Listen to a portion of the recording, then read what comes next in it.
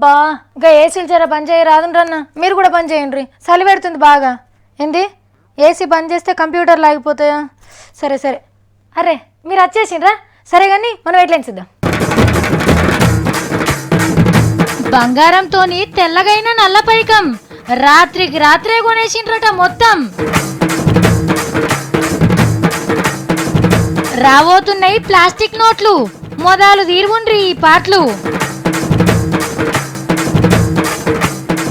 Selfie centre కు అయినా సత్తి అక్క ఇది ఫోటో దించుకొని పెద్దగా కట్టించి మనూరు చెరువు కట్టకాడ కూడా పెట్టాలక్క, మంచిగా వస్తుంది. మనకు బండి సిఫాయి పెడతాం చూడు, అట్లనే ఉన్నారు. ఇది ఎంతకు పెట్టామా మేకన్ కట్టేమా, అట్లనే ఉంటుంది ఇది. అవుగన్ని నవంబర్ 8వ తారీఖున రాత్రి మీరు ఎట్లున్నారు? బువ్వ తింటున్నప్పుడే ఆ మతలబు తెలిసింది. అమ్మో సందుకలో 20,500 నోట్లున్నాయి, ఎమ్మటే మార్చుకోవాలి. పర్సులో 1000 నోట్లు 4 ఉన్నాయి. అమ్మో తీసుకుపోయి వెంటనే బ్యాంకులో వేసుకోవాలి, ఆలస్యం అయితే మళ్ళీ కష్టం అవుతుంది. నా చేతులు 600 ఉన్నాయి, అవి ఇట్లా అట్లనే ఉంచుకొని పొదుపుగా వాడుకోవాలి అని అనుకొని ఉంటారు. ఇక మీ ఇంటోళ్ళేమో నేను మా ఆయనకు తెలియకుండా 500 నోట్లు దాచుకున్నా, అవి ఇట్లా ఎట్లా మార్చుకోవాలో ఏమో, తెలిస్తే నన్ను తిడతాడేమో అని రందితోని సరిగ్గా నిద్ర కూడా పట్టకుండొచ్చు. ఇక కొందరైతే ఏం మాతానే ఉంది, అబ్బా పడ్డదిగా దెబ్బ బ్లాక్ మనీ వాళ్ళకు, మంచిగా అయింది అని మురుసుంటారు. కానీ ఆ రాత్రి ఏమైందో తెలిస్తే అవునా అని అంటారు. అక్షయ తృతీయ ఏడాది కోపారే వస్తుంది. గా దినం ఇంత బంగారం కొంటే మంచిదైతుందని పబ్లిక్ నమ్మిక. కానీ ఈసారి 2 మాటలు వచ్చినట్టయింది. నవంబర్ 8వ తారీఖు నాడు రాత్రి 8 గంటలకు సడన్ గా వచ్చింది. ఇక చూడండి నా సామిరంగా 6 నెలల బేరాలు మొత్తం ఒక్కనాడైనాయట. దేశం మొత్తం మీద ఆ ఒక్క రాత్రే 15 టన్నుల బంగారం అమ్ముడు అయిందట. 15 టన్నులంటే 15,000 కిలోల బంగారం అన్నట్టు.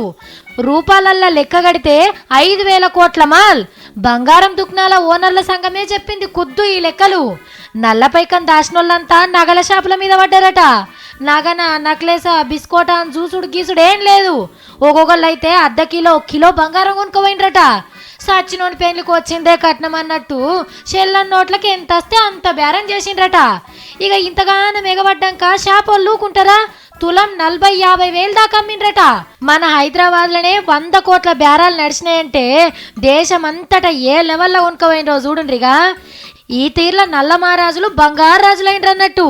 ఇన్కమ్ ట్యాక్స్ ఆఫీసర్లకు డౌట్ వచ్చి ఎంక్వైరీ చేస్తే ఒక్కొక్క బంగారం షాపు భాగవతం బయటపడ్డది. నల్ల పైకం తీసుకొని ఎట్లా అమ్మిండ్రు అని కేసులు కూడా పెట్టిండ్రట కొన్ని దుకాణాల మీద. కానీ మోడీ సార్ ఎవ్వరు నిడిచిపెట్టాడట, దొంగల తాట తీస్తాడట.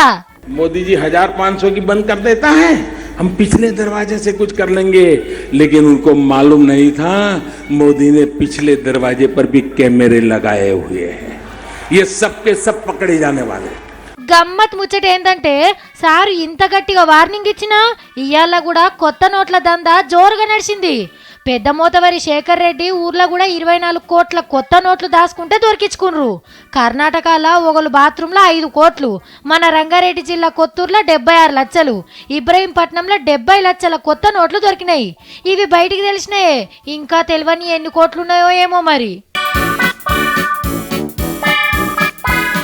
మీకు తెలిసిన ఇంతకు ఢిల్లీలో పార్లమెంట్ చలికాలం ముచ్చట్లు మస్తు గరం మీద నడుస్తున్నాయి. అవునా? ఎవరెవరు ఏం మాట్లాడినరు అని అయితే అడగద్దు. పొద్దుగాల 10 గంటలకు లోపట్టుకోతారు. స్పీకర్ మేడం రాగానే ఎవరు పడతారు. ఇంతల్లే మేడం చాయ్ బిరేకిస్తుంది. ఇక అట్లా బయటకు పోయి గాంధీ తాత విగ్రహం ముంగట ఎండపొడకు నిలబడి మళ్ళా లోపలికొస్తారు. పెద్ద మనుషులు అన్నట్టే కానీ రాజ్యసభలో ఇంతకంటే ఎక్కువైనా జరుగుతుంది. సమావేశాలు ఎంత చక్కగా జరుగుతున్నాయంటే ఆఖరికి రాష్ట్రపతి సార్కే నచ్చనంత. గీ ముచ్చట కూడా పార్లమెంట్ కు సంబంధించింది. చూడండి మరి అదేందో. If they allow me to speak in parliament, you will see what an earthquake is going to come. అర్థమైందా? రాహుల్ గాంధీ సార్ ఏమన్నాడు? ఆయన పార్లమెంట్ లో మాట్లాడితే భూకంపం వస్తుందట. అందుకే నన్ను మాట్లాడనీయకుండా పువ్వు గుర్తో లోపల లొల్లి చేస్తుండ్రు అని చెప్పుకొచ్చిండు. ఇక సెంట్రల్ సర్కార్ ని గింత మాట అంటే మన ఏం కన్నుకుంటాడా? భగవాన్ భలా करे पार्लियामेंट से सब लोग बाहर आने के बाद हो जाए तो अच्छा होगा, उनका इच्छा ऐसा होगा. పార్లమెంట్ లోకి వెళ్ళి మేము బయటకు వచ్చినాక భూకంపం రావాలి అని భగవంతుని కోరుతుండు. అంతేకాదులో अभी प्रकंप भी नहीं कर पा रहे आप, भूकंप का सवाल कहाँ से आया? నువ్వు మాట్లాడితే వణికినట్టే అనిపించేది, ఇంకా భూకంపం వస్తుందిలే అని జోకేసిండు. ఎంకన్నా పార్లమెంట్లో మీ లొల్లేమో కానీ బ్యాంకుల ముంగట పరిస్థితి ఇట్లనే ఉంటేనైతే నిజంగానే భూకంపం వచ్చేటట్టుంది. ఈ పట్నంలో మనుషులు తప్ప ఇంకేం బతకయుల్లా బతకనియ్యరు కూడా. అదే ఊర్లల్లా తీరొక్క జీవరాశి మన చుట్టే తిరుగుతుంది. అప్పుడప్పుడు కోతులు వచ్చి వలకరించిపోతాయి, చిరుత పులులు భయపెట్టిపోతాయి, అడవి పందులు బావుల చుట్టూ తిరిగిపోతాయి, కుందేళ్ళు నెమళ్ళు దోస్తులు లెక్కనే వచ్చిపోతుంటాయి. ఈ నడుమ అడవులు తగ్గే వరకు ఇంకింత ఎక్కువ ఊర్లలోకి వస్తున్నాయి. ఇప్పుడు ఇగో ఇవి ఊర్ల ముఖాననే తిరుగుతున్నాయట. అమ్మో ముసలి జోరబోంతలకు రమ్మంటే దుల్ఫరిస్తున్నది. ఎట్లున్నది? నన్నే తాడుతోని కట్టేస్తారా, మీ సంగతి చూస్తారు అంటారు అంటున్నది.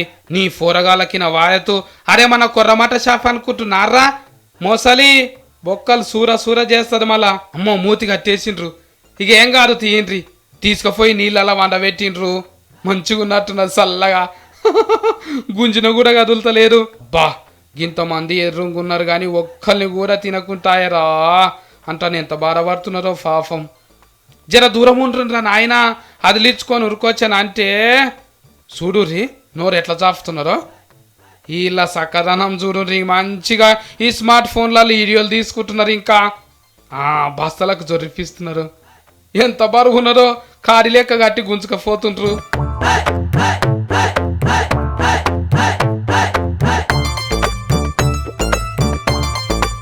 ఇక జీపులు వేసిండ్రు. నల్గొండ జిల్లాల చిట్యాల అనే ఊళ్ళకి ఇట్లా వచ్చిందంట మోసాలి. పక్కఫొంటి కృష్ణనాది వాడుతుంటే కాలువ ఇడిచినప్పుడల్లా గిట్లా ఊర్లో వాడుతున్నాయంట మోసాళ్ళు. ఇంకా నయము ఎవ్వరు తెరువు రాలే. తీసుకుపోయి మళ్ళీ నదిలు వేస్తారో జూ పార్కులు వేస్తారో తెలియదు. మా సత్తి గారిని అరే సత్తి ఏటీఎం కాడ నిలబడి పైసలు తీసుకురారా అంటే ఏ ఊకో అక్క ఊకే నిలబడి నాకు పిక్కలు వీక్తున్నాయి అన్నాడు. బ్యాంకుకేమో సెలవులు వచ్చే, తిండికి తికానకే తిప్పలవుతుంది. మావాడు ఏం పట్టించుకుంటాను లేడు. అంగడికి కూరగాయలు అన్నదే పోరా అంటే నేను దేనేదేనని పోయిండు. ఏం చేస్తుండో మరీడు. ఒరే సత్తి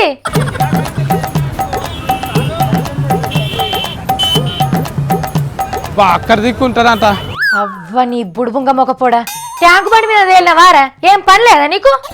నీలాక ముఖం మార్చుకొని ఎప్పటికీ ఆయన కూర్చుంటానా? ఎంజాయ్ చేస్తా నేను. పని చెప్తూనేమో అబ్బా నాకు నెత్తిన వస్తుంది కాలు వస్తుంది అని అంటావు, కానీ ఇప్పుడు ట్యాంక్ బండి మీద తిరిగేందుకు ఏం కాదు కదా. బా ఊపిరి బుగ్గలు పలిపోతా అనేది చూడలేరు ఇంకా నయము. ఇదే సేమ్ ఉన్నది. ఏడికెళ్ళి పోవాలి? లోపటికి వనికెళ్ళారా? అక్క చూసుకో, సగమే ఎర్రగున్నది, సగం తెల్లగున్నది. అవో అది నాకు తెలిసే. హైదరాబాద్ ని విశ్వనగరం జైనీకి లవ్ హైదరాబాద్ అని పెట్టిరు కదా, ఆడికే ఉరుకుతావని నేను అనుకున్నా. పోయినావు కూడా. బయటకి వెళ్ళి నీళ్ళు కూడా కనబడుతున్నాయి అక్క. ఇట్లా వెళ్ళి అబ్బా జెండా కూడా కనబడుతుంది అక్క. ఇడికెళ్ళి అక్కడ దిక్కున్నారు కదా జెండా, అవో పొడుగు ఉన్నది. ఆడికెళ్ళి ఇంట్లోకెళ్ళి కనబడుతున్నది. బా నాకు మంచి ఫోన్ ఇప్పిమంటే ఇప్పిస్తానే లేవు నువ్వు. నేను ఎవరితానని అడుక్కుంటా, వాట్సాప్లో పంపించుకుంటా. అన్నా నీ దగ్గర ఉందా ఫోన్? ఫోటోలు వచ్చేది ముంగటి బంధు కెమెరా ఉన్నారా? ఉన్నారు. ఇద్దరం ఒకటి దిగుదామా? నువ్వు వద్దు అది వద్దు. ఇంకొకటి హైదరాబాద్ రాలేరు, జెండా వాడాలి. ఇట్లా నేను 2 దిగాలనా? సింగిల్ గా 2 దిగుతా నేను. బా ఇంటికెళ్ళి ఫొట్టు అయినాయి అన్న. కొబ్బరి నూనె ఉన్నారా అన్న? లేరా? ఏం కాదు. అమ్మో ఏడు వీళ్ళు సెల్ఫీ పోటు వల్ల సోకులు ఇక ఆగుతాడు. ఇదేంటిది? రేషన్ కార్డు అట్లా వచ్చినట్టే వస్తున్నారు. తక్కువ ధర ఫోనా ఏంటిది? ఇంట్లో ఇది చూడ నీకు వచ్చిందా? మీరు నచ్చిందా మంచిగా? మీరే ఊరు? ఇక్కడనేనా? నువ్వు కూడా అవులవు బొమ్మ కాడికి వచ్చినావా? అక్క ఇది ఫోటో దించుకొని పెద్దగా కట్టించి మన ఊరు చెరువు కట్టకాడ కూడా పెట్టాలక్క, మంచిగా వస్తుంది. మనకు బండి C5 పెడతాం చూడు, అట్లనే ఉన్నారు. ఇది ఎంతకు పెట్టామా? మేకని కట్టేమా? అట్లనే ఉన్నారు. ఇది ఇక్కడ కూర్చోవచ్చు అక్క, మంచిగా కూర్చోవద్దా? ఇట్లా ఓ ఆశమేనా అన్న కూర్చోవద్దా? టఫ్ అవుతారా అక్క? ఇళ్ళకి వెళ్ళి జెండా కనబడుతుంది కదా, ఇక్కడ దిగుతా ఆగు. సెల్ఫీస్ట్ సఫర్ చేయక ఈ ఊపిరి బుగ్గలు అడ్డం వస్తున్నాయి. ఇవ్వలేరు తెచ్చుకున్నా అన్న. ఇది పట్టుకొచ్చారు సేఫ్. నేను ఫోటో దిగినాక మళ్ళీ మంచిగా పెట్టిండ్రు అక్క. అవులాబు హైదరాబాదు. నా సెల్ఫీస్ట్ ఫోటో పెడతా ఫేస్బుక్లా. ఎవరన్నా అవులాబు చెప్తారు కదా అక్క, వీరికే తోలుకొచ్చి సెల్ఫీస్ట్ ఫోటో దిగుతా మంచిగా. అక్క మంచిగా వచ్చిందిరా, నువ్వు కూడా దిగక్క ఎప్పుడన్నా. నేను పోయేస్తా కానీ నువ్వు అయితే ఇంటికి రారా బాబు, తిరిగిన వాడికి చాలు కానీ. థ్యాంక్స్ అన్న. నా ఊపిరి బుగ్గ నాకు ఇచ్చేయన్న. ఎట్లా పడుతుంది చూడక్క ఊపిరి బుగ్గ. అయ్యో అయ్యో దేవుడా, ఏమైందో ఏమో, పొద్దుగాలే మా సత్తిగాడు ఒకటే సతాయించండి అలా నన్ను. నాకంటే చిన్నోళ్ళకి పెళ్ళిళ్ళు అవుతున్నాయి, నువ్వు నాకు చేయవా? ఒంటరిలోకి ఇంకెంతకాలం ఉండాలి? సత్తంకులు అని పోరగాళ్ళు పిలిచేటట్టున్నారు నన్ను. అక్క నాకు జల్లిన లగన్ చేయక్క అని పోరు పెట్టిండు. ఇంతకు నీకంటే చిన్నోళ్ళది ఎవరిరా పెళ్ళి అవుతుంది అని అన్న. అప్పుడు ఈ ముచ్చట చెప్పిండు. అక్కినేని అఖిలన్న కొర పూజ అయింది నిన్న. జీవికే కంపెనీలో ఓనర్ మన్మరాలతోని ఫుల్ ఫండ్లు మార్చుకున్నారు. నవ్వుకుంట ఏలకు రింగు దొరుకుతున్నారు. ఫ్రెండ్లీ గాని చైతన్యం అన్న సమాంతోదిన వచ్చి ఫోటోలు దిగుతున్నారు. ఖర్చు గీజంటకు కూడా దండలు మార్చుకుంటే అయిపోవు కదా. ఇవాళ రేపు లోట్లకు మస్తు తిప్పలు అవుతున్నది. మళ్ళొక ఫారి కార్యం అంటే ఒట్టిగా అవుతుందా? ఇక అఖిలన్న లగ్గం అంట కొత్త సంవత్సరంలో అవుతుందంట. తమ్ముని ఫ్రెండ్లీ వరకన్నా చైతన్యం అన్న ఫుల్ ఫండ్లు పెట్టుకుంటాడో ఇట్లనే ఉంటాడో. జల్దిన చేసుకున్నా. తమ్మునికి లగ్గం అయ్యి నువ్వు చేసుకోకుండా ఒట్టిగానే ఉంటే నాయన గిట్ట బాధపడగల. మళ్ళా ఇక ఇవి మన ముచ్చట్లు. ఇంకెన్ని ముచ్చట్లతో మనం మళ్ళా కలుద్దాం. అప్పటిదాకా చూస్తూనే ఉంటుంది V6ని.